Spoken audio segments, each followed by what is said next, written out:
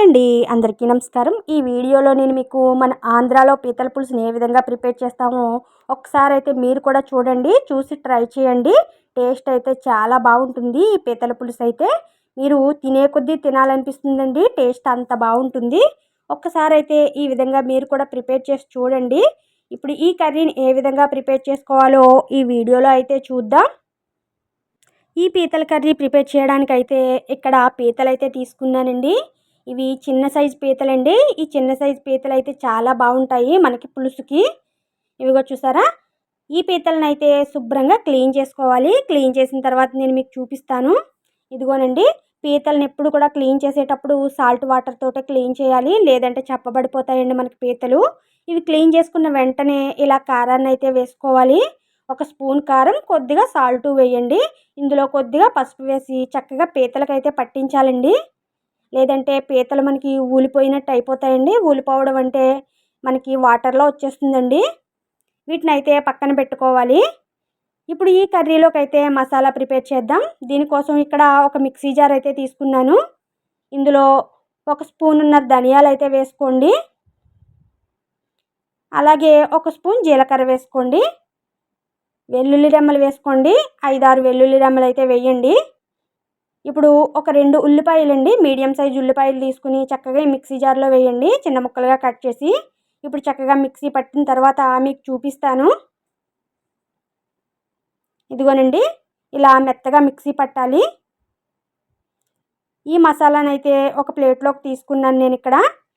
ఇప్పుడు ఇదే మిక్సీ జార్లో ఒక 2 టమాటాలు తీసుకోండి, చక్కగా కట్ చేసుకొని మిక్సీ జార్లో వేయండి. ఈ టమాటాలను కూడా చక్కగా మిక్సీ పట్టాలి పేస్ట్గా. ఇక్కడ టమాటా ప్యూరీ కూడా మనకి రెడీ అయిపోయింది. ఇప్పుడు పక్కన పెడదాం. అలాగే ఒక పెద్ద నిమ్మకాయ సైజులో చింతపండు తీసుకొని చక్కగా రసాన్ని అయితే తీసుకోండి. ఇలా రసం తీసి పక్కన పెట్టుకోండి. ఇప్పుడు స్టవ్ పై ఒక కళాయి పెట్టాలి. మీరు కర్రీ ఎందులో ప్రిపేర్ చేస్తే ఆ కళాయి అయితే స్టవ్ పై పెట్టండి. ఇందులో ఆయిల్ వేయండి. 5-6 స్పూన్ల వరకు ఆయిల్ అయితే పడుతుందండి. మనకి నాన్ వెజ్ కర్రీస్కి ఎప్పుడు కూడా ఆయిల్ ఎక్కువే వేసుకోవాలి. ఇందులో కొద్దిగా మెంతులు వేయండి. మెంతులు చక్కగా ఎర్రగా వచ్చేంత వరకు వేయించండి, లేదంటే చేదుగా అనిపిస్తాయండి. తర్వాత మనం రెడీగా పెట్టుకున్న ఉల్లిపాయ ముద్ద ఉంది కదండి, ఆ ఉల్లిపాయ పేస్ట్ని ఇందులో వేసుకోవాలి. మసాలా అది మొత్తం ఇందులోనే ప్రిపేర్ చేసాం కదా మనం. ఈ పేస్ట్ అయితే చక్కగా ఎర్రగా వచ్చేంత వరకు వేయించుకోవాలి. ఇందులోనే పచ్చిమిర్చిని కూడా వేసుకోండి, ఇలా చీలికలుగా చేసుకుని, లేదంటే ఇలా ఘాట్లు పెట్టుకోండి. ఒక 5-6 పచ్చిమిర్చిని వేసుకొని చక్కగా ఎర్రగా వచ్చేంత వరకు వేయించాలి.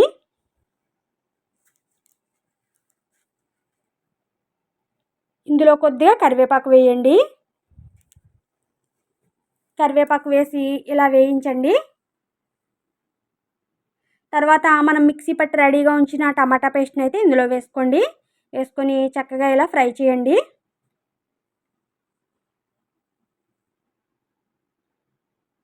ఇప్పుడు ఇందులో సాల్ట్ వేసుకోండి, మనకి తొందరగా వేగుతుంది.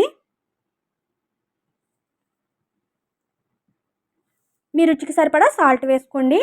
తర్వాత కారాన్ని కూడా వేసుకోవాలి. మీ టేస్ట్కి సరిపడా కారాన్ని కూడా ఇందులో వేసుకోండి. వేసుకొని చక్కగా ఇలా మిక్స్ చేయండి.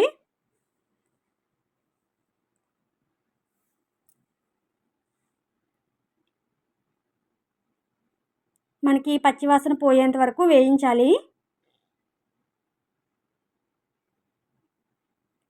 ఇవి వేగిన తర్వాత మనం రెడీగా పెట్టుకున్న పీతలను అయితే ఇందులో వేసుకోండి. వేసుకొని మొత్తం ఇలా మిక్స్ చేయండి. పీతలు వేసిన తర్వాత మరొక 5 నిమిషాలు అయితే స్టవ్ సిమ్లో పెట్టి ఉంచండి. అలా కొద్దిగా పీతలు అయితే మగ్గుతాయి, మసాలాలన్నీ పడతాయి పీతలకు చక్కగా. 5 నిమిషాల తర్వాత మనం రెడీగా పెట్టుకున్నాం కదండి చింతపండు రసాన్ని అయితే ఇందులో వేసుకోవాలి. చింతపండు రసం వేసిన తర్వాత ఒక్కసారి ఇలా మిక్స్ చేయండి.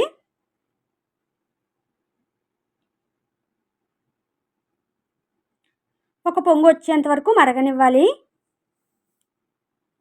ఇదిగో చూసారా, ఇలా మరుగుతుంది కదండి. ఈ టైంలో మీకు సాల్ట్ కానీ కారం కానీ ఏమైనా సరిపోకపోతే ఈ టైంలో వేసుకోవచ్చు. ఇప్పుడు స్టవ్ మీడియం ఫ్లేమ్ పెట్టండి. మూత పెట్టి చక్కగా దగ్గరకు అయ్యేంత వరకు మరిగించాలి. అంటే పులుసులా వచ్చేంత వరకు కొంచెం దగ్గర పడాలండి. మీకు మళ్ళీ చూపిస్తాను నేను. ఇదిగో చూడండి, పులుసు చక్కగా మరుగుతుంది కదా. మరొక 2 నిమిషాలు మరిగిస్తే సరిపోతుందండి. చాలా వరకు దగ్గరకు వచ్చింది. 2 నిమిషాల తర్వాత చూపిస్తున్నాను చూడండి. మనకి పులుసు అయితే రెడీ అయిపోయింది. ఇక పైన కొద్దిగా కొత్తిమీర వేసుకొని స్టవ్ ఆఫ్ చేయడమే. అంతేనండి, మనకి వేడి వేడిగా పీతల పులుసు అయితే రెడీ అయిపోయింది. టేస్ట్ అయితే చాలా బాగుంటుందండి. మీరు ఒక్కసారి అయితే ఈ ప్రాసెస్లో ట్రై చేసి చూడండి. మీకు ఎలా వచ్చిందో నాకు కామెంట్ చేయండి. టేస్ట్ చాలా బాగుంటుంది. ఓకేనండి, ఈ వీడియోని నేను ఇంతటితో క్లోజ్ చేస్తున్నాను. ఈ రెసిపీ కనుక మీకు నచ్చినట్లయితే తప్పకుండా లైక్ చేసి, షేర్ చేసి, సబ్స్క్రైబ్ చేయండి. కొత్త వాళ్ళు ఎవరైనా మన ఛానల్ ఫస్ట్ టైం చూస్తే 2-3 వీడియోలు చూడండి. మీకు నచ్చినట్లయితే తప్పకుండా సబ్స్క్రైబ్ చేయండి. ఓకేనండి, బాయ్.